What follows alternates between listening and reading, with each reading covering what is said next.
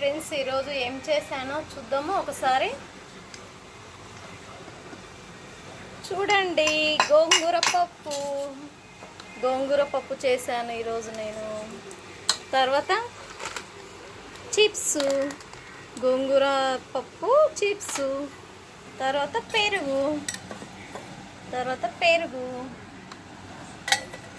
తర్వాత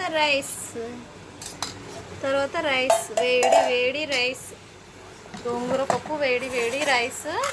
చూడండి, రైస్ వేసేసుకుంటున్నాను నేను. వేడి రైస్, చాలా పొగలు వస్తుంది ఫ్రెండ్స్. వేడి రైస్ చూడండి. ఇప్పుడు ఏం చేస్తాను చూడండి. గోంగూర పప్పు చేశాను కదా, గోంగూర పప్పు వేసుకుంటున్నానండి. గోంగూర పప్పు కలుపుతున్నాను. చూడండి, వేడి అన్నం, గోంగూర పప్పు చాలా బాగుంది. ఒకసారి మీరు కూడా ట్రై చేయండి, చాలా బాగుంది అండి.